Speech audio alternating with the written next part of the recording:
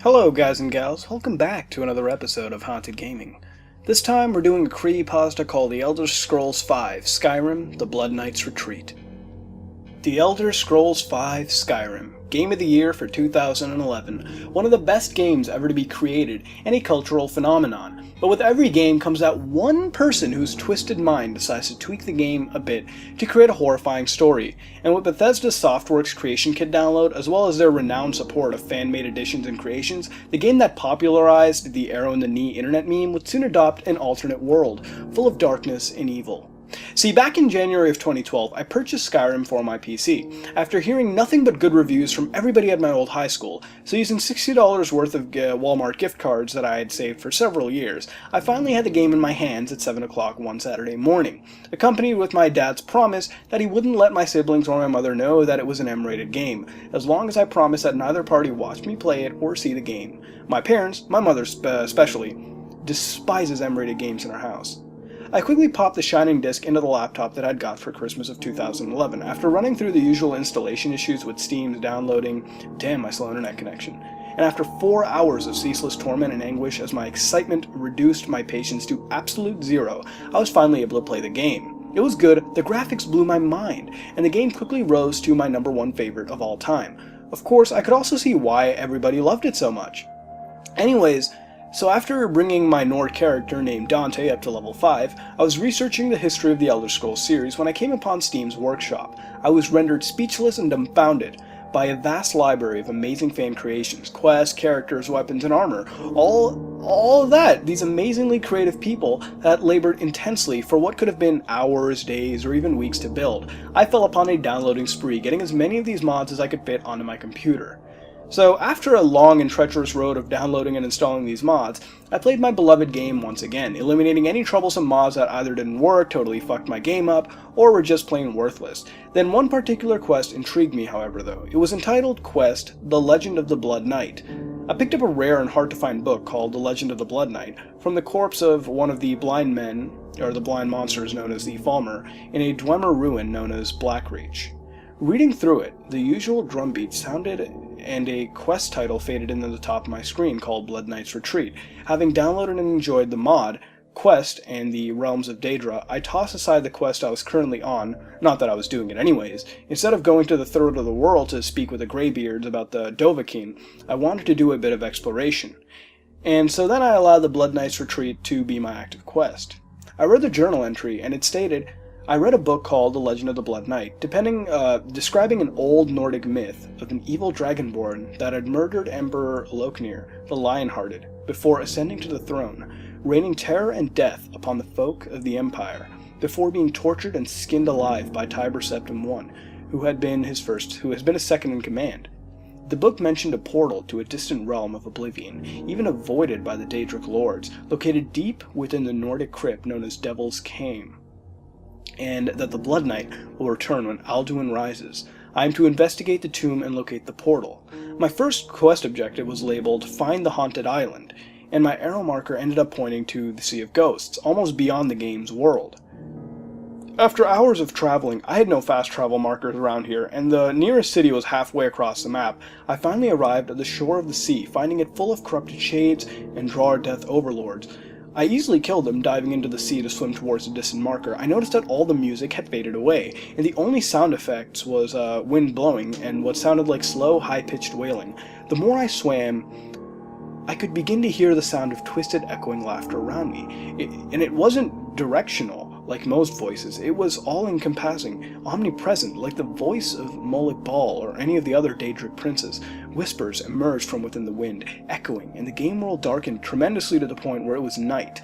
Even though the game clock read it was shortly after 10 in the morning, the whispers surrounded me, and I recognized them as those I played in the abandoned house in Markarth, during Molik Bal's Daedric item quest, the House of Horror. A thick fog had descended over the game world as well, and in them I could see shadows, like people walking before fading away, and I could see faces twisted in pain, terrified expressions in the water and in the fog everywhere. I was surrounded by these nightmarish entities, and the usual drum solo signaling the beginning of the quest sounding again. Only the messages that faded in read, "You are being watched." The messages admittedly very spooky, especially with the nightmare-inducing faces swirling around. But the human curse of curiosity bested my judgment, and I continued on. As I swam towards a quest marker, the quest added drums sounded again, and a new message appeared, reading, "He sees you. He knows you are coming." Suddenly, a hellish scream of terror, a male scream, appeared, distant at first, but speeding closer until it was upon me in less than a second, and a screaming man's face, white as snow, twisted and morphed, sped right towards me at an impossible speed, disintegrating away into fog inches before my face. This scared the living crap out of me, and I instantly returned to my desktop, turning off the speakers. I didn't have speaker add-ons, they were built into the laptop. As soon as I returned to the game, a new message appeared. I wouldn't do that if I were you. I continued on in silence, and the message appeared again. "You need sound to finish this mission." I was struck speechless, and suddenly the sound returned, loud and booming. I returned to the desktop, finding that the volume had been cranked to max. I muted the bar, returning to the game, but then the sound came on again. Again, I turned the volume bar to low, but it immediately jumped back to max. Alarmed, I shut down the game, restarting my computer as I restarted Skyrim, making sure the sound was off. And as soon as I loaded the autosave point, coincidentally right after the "I wouldn't do that if I were you" message, the sound returned again, and I finally gave up, needing to complete this mission to satisfy my curiosity. This mod was cool, freaky, but cool. Suspension of disbelief returning, I continued on with the mission, and after several more minutes, I saw a dark silhouette emerge from the fog. Thunder rumbled, and a faint snow began to fall. And upon touching the shore of this island, completely barren, looking as if it could be more suiting for a Fallout 3 landscape than a Skyrim one, the quest updated, and a message appeared on screen saying, "Haunted Isle discovered." Checking my quest objectives, it read, "Completed, find the haunted island." Then objective added, "Locate Devil's Cairn." And a new directional marker appeared, pointing to the heart of the island. The music on the whole island was the usual Nordic Dungeons theme. On the official soundtrack, it is entitled Silent Footsteps. The island itself was like a hill, peaking at the dead center of the island, and it was almost completely dead. Hell, the trees were skeletal, appearing charred. The flames burned in little pockets here and there. The island was infested with shades, skeletons, high-level drawer, making it a bitch to reach the crypt. But once I finally arrived at the peak, I heard a call of a dragon and the flapping of wings. The dragon battle music began, and I looked up, bow and arrow out, to see a skeletal dragon right beside me, chattering in Alduin's voice. As soon as my crosshairs landed on the dragon, whose name was Corruptus, a new message appeared at the top of the screen saying, "This beast ruled alongside the master before he was slain, and his body thrown into the deepest pits of oblivion." Another thing I noticed was that the sky was slowly glowing from night to the swirling clouds of Sovngarde. I began to attack the dragon, who went down with relative ease, and once he was slain, there was no burning animations, no absorption of the dragon's soul. Instead, a message appeared reading, "He now rests alongside Talos." With the dragon dead, I finally reached the entrance of the tomb, but it wasn't as elaborate as all the other dungeons. No, it was nothing more than a boarded up well in the ground. I entered the crypt, wading through the loading screen, and was disturbed to see that the loading screen showed a single picture, a man in a Daedric cuirass. But every other part of his armor was missing, and the man appeared almost skinned. He was laying in a throne in a position as if he had died there. His hands and legs were tied with ropes to the arms and legs of the throne. There was no blood, but the slick pink muscle underneath the skin was clearly visible, covering his body, and reflected the light as if it were wet with water or something. The accompanying message was, "This will happen to you, Alex," and that message gave way to, "You will die on the 18th of Evening Star. Sleep, and he will come to you." It was alarming to see that the game knew my name, but I figured that the mod was pulling data from the user account. I know that some games do that. Finally, the dungeon appeared before me, ending the cryptic messages, and the objectives updated again. Completed, locate Devil's Cairn. Objective added, discover the portal. The dungeon's music was the same, the detailing was the same, but the bad guys were dungeon priests and shades, and the dungeons were a lot more linear than most. In fact, it just had one huge long hallway. Usually dungeons were long and constantly taking turns or curves, perhaps to create an illusion that it was larger than it really was. Finally, I reached a staircase that descended deeper into the dungeon, but it didn't seem to end. For 5 minutes, I ran down the stairs, no bottom in sight, and I wondered if I was caught in an infinite loop. I finally reached the end, and it was very, very dark. The lighting was a bloody red, as if I were in a photographer's darkroom. I could hear the growls of Drawer, and I managed to kill them. Bones littered the floor all over the place, as did skeletons, Drawer, and bandits. All were dead, their corpses labeled as grisly remains. The corridors of this floor were lined on either side with rows upon rows of destroyed coffins, and once I reached the end of the another ridiculously long and straight hall, I reached a massive circular room. Walls of coffins lined the perimeter wall, stretching almost 3 stories high, and the ceiling was some kind of vine-covered dome. The large room was open with a raised platform on the dead center. 3 steps up from the ground level, on the raised platform was a single, ornate coffin. Like the funeral pyre of Kodlak Whitemane in the end of the companion's questline, I walked up to the coffin and it read, "Press E to activate Shrine of the Blood Knight." I did, and the coffin exploded, revealing a portal like the one used at the end of the Sanguine Daedric quest. The room was filled with the sound of exploding coffins, and I looked around. I was surrounded on all sides by dragon priests. I turned back to the portal and it read, "Press E to activate Blood Knight's retreat." I did, and I was teleported away, going through another loading screen with that horrific corpse and those cryptic messages. When the level had loaded, I was once more greeted by the sound of those strange moans and whispers, the sound of the sea of ghosts, and now thunder cracked loudly. Lightning flashed all around me. Above, the sky was Sovereign Guards again, and it had been painted a dark, sickly green. The plain before me was completely barren, with dried, baked earth, and the entire landscape was coal black in color. Completed. Discover the portal. Objective added. Slay the Blood Knight. I wandered the empty landscape, crawling with shades and Dremora. The baked desert earth before me was wide, but lined on either side with tall, impossibly high mountains, and I was forced to follow the direction it took me. The quest added drums played, and a message appeared at the top of the screen. "Death is upon you." I heard the sound of a horse whinnying behind me, and turning, I saw the spirit of the Headless Horseman, now entirely black, and it growled in the voice of Dragon Priest, chasing after me. I ran like hell. I could hear it coming closer, and now screams and moans were all around me. Crystal clear, coming closer, the fog returned, as did the faces, and my screen flashed white and looked and took on an appearance as if I had used the unrelenting force shout. But the shockwave had frozen around the screen. My screen also began to glow blurry as the horseman came closer and closer to me. I narrowly arrived in a large central arena, the Headless Horseman passing through me and fading away. The voices silenced, even the wind stopped, and I heard a thud, like approaching footsteps of some massive giant. It was a demonic shrill scream, as omnipresent as anything else. And I twisted my character around, my own eyes widening as I saw something walk unsteadily towards me like a zombie. It was silhouetted at first, and my character wouldn't move. The arrow keys wouldn't respond, nothing would, and I couldn't swing or slash, I couldn't look. The voices returned again, deafening in intensity, and as I watched, the creature stumbled behind me. Lightning flashed, revealing clean, pink flesh. It stopped right in front of me, still too dark to make out any details, and it breathed heavily. Suddenly, its head shot up, its face getting right into mine, dominating the screen, and it roared at me.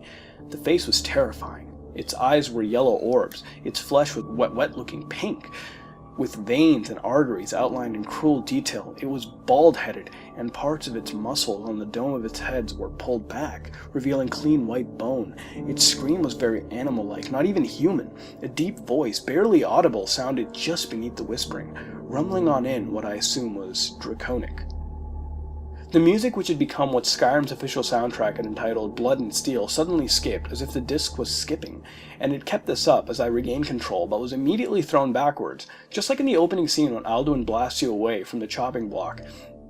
Everything, even the voices, were skipping now, and the creatures lunged at me, running at an almost impossible speed. Impossible to run away from them, and as it ran, its arms and heads flapped around, just like in the loading screen. He wore only a Daedric cuirass, everything else was missing, and he growled and roared at me as he changed. I barely had time to draw my sword before it pounced on me, knocking me to the ground as it sat on top of me, roaring in my face again, as its head snapped at the bottom of the screen. I assumed it was trying to bite my neck. A message appeared on the screen stating, "Press L-click to free yourself." I did, and the Blood Knight was thrown back. Sword drawn, I slashed at him, striking a critical hit on the first swipe, and its health bar barely depleted. And he casted a spell, Summon Dragon Priest. Occupied with the Dragon Priest, he had pounced on me again. I pressed the L-click button again, and he was thrown off as I targeted him. Ignoring his Dragon Priest, once his health bar was down to a quarter, he stumbled backwards, bending over as the game world shocked and corrupted shades, a lot of them, appeared at the edges of the circular arena, charging at me. The activate text that had helped me throw the damn creature off of me reappeared, stating, "Press space plus E plus L click to finish him. I did, and my character leaped off the ground, lunging and diving at the exhausted Blood Knight as it immediately roared at me again.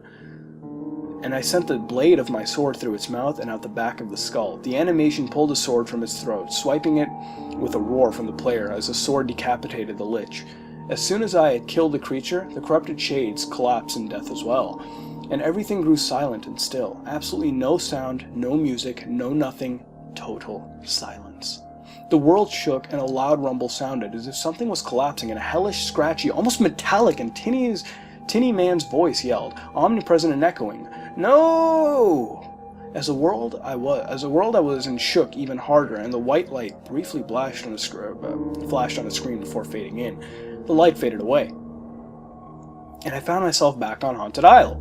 Only now that dungeon had collapsed. The well entrance had sunken in, and was now a pile of rubble and debris, and the island was bright and sunny, with the calm, serene Skyrim atmosphere's track playing. The barren world now full of grass and healthy trees, and a statue of Akatosh was in the center of the island. The dragon's corpse had vanished, and whether that was because of the mission or because there were too many character models on the screen, I don't know.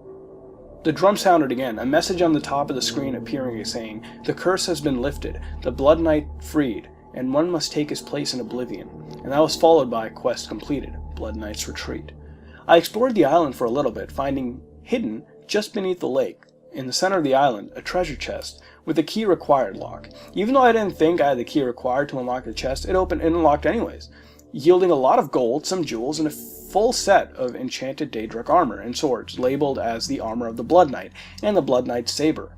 I also searched my inventory for the key, finding an ugly, flesh-looking pink key, appearing like it was made of muscle itself, labeled as the Cursed Key, to which I couldn't get rid of. The game played along as normal until the month of Evening Star. I'm not much for sleeping, so it was well into the next year before I finally decided to get the Lover's Comfort bonus from my Argonian wife, Shavi. As I did, the screen remained black after the countdown timer ended, and the Silent Footsteps dungeon music began playing.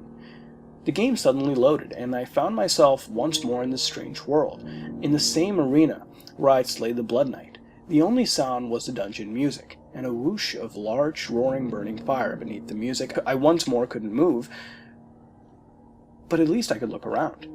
I stayed in place for several minutes, wondering if the game had frozen or glitched, and I was about to turn it off when a rich black fog began to move in, slowly overtaking the land, rendering visibility to 0. Within minutes, I was completely enshrouded in this black smoke, and the whispers and voices returned as the smoke once more formed twisted faces and grimaces of terror and pain. I heard loud footsteps, like something walking on brick, approaching me from the front, and a silhouetted man, hunched over slowly, came into view in front of me.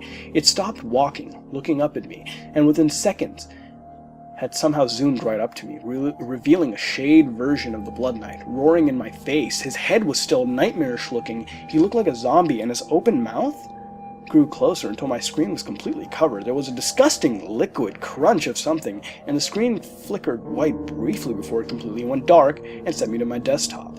I reloaded the game, trying to access my save states, but all of them had been grayed out, and when one was highlighted, the information said Dante Nor -dead level 5. The screenshot accompanying the saves showed a black screen. In the center of the screen was a bald-headed man. His skin flushed red, as if viewed in a photographer's darkroom.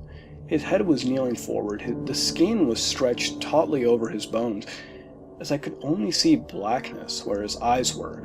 They were sunken into his skull-like face and lost in shadow, and I could make out clean white fangs lining his mouth in a macabre smile. Crudely carved onto his forehead was a pentagram surrounded by a circle. As soon as I viewed this image, the game froze and crashed, sending me back to my desktop. I then tried reopening the game again, but I got to the main menu before crashing again. I did this 4 times, reloading the saves, and then I was forced to delete the game and reinstall it. As soon as I did, I unsubscribed from the mod and immediately deleted it from my list, never wanting to fall upon that again. The game worked again afterwards, but it had completely cleaned out all of my save states and mods, forcing me to reinstall the game and all the mods, and then restart the game and all of its achievements. Okay, so this is a very good creepypasta. It was lengthy, but it was very well paced. It had some cliches, but it never really affected the creepypasta in any way, to be honest. Now, this creepypasta, like Maria's Revenge, which we've done quite recently, it's well detailed and it allows you to picture what happens quite vividly, what's going on, minus the footage. Don't mention it a lot, but it's quite helpful. Now, this creepypasta doesn't really resort, thankfully, to impossible phenomena, despite a couple times with the speakers and the actual name being mentioned. Hell, even the latter was explained quite realistically as the game, basically peeking into the user's account data on the Windows operating system. Now, the story was interesting, or rather the mod. Now, the Skyrim mod community, as you know, is huge, and game series like The Elder Scrolls have been graced by many modders, and many huge mods, and it's openly encouraged by Bethesda, and with the tools offered to the modders' disposal, a quest and map like this could surely exist, if an experienced modder was given the task, so it doesn't really feel unrealistic whatsoever. Now, a quest like this can surely exist. Now, that being said, as far as what I really didn't like about this creepypasta was the ending. I mean, it had the build-up, and yes, we knew it was coming with the warning about the death on Evening Star, but still, it just ended, in this way where, we see a figure walking up, the screen going dark, your save state's then telling you your character is dead, and nothing happens after that, except reinstalling the game. It just kind of threw me off. Honestly, I wish the ending was more fleshed out, maybe some conflict, hell, a real-life event happening on that day. It would have been better, and then the note we ended on here. Now, the rest of the creepypasta was brilliant, and with the detail, the phenomena building up, the little story embedded deep into this quest, telling a cryptic tale of a forgotten part of Skyrim. It really did interest me, but the way it ended really threw me off. And to be honest, that was the only part I really didn't like about this creepypasta. As far as the rest, it was pretty awesome. And that's all I can really say. It's realistic. It's got good build-up. There's no impossible phenomena, to be honest, besides, here and there, the speakers. The ending could use some work, and that's really all I can say. What would you rate this creepypasta, and what would you change to make it better? This has been another episode of Haunted Gaming, and if you liked what you saw, then like, comment, and subscribe. This is me, Mudahar, and I am out.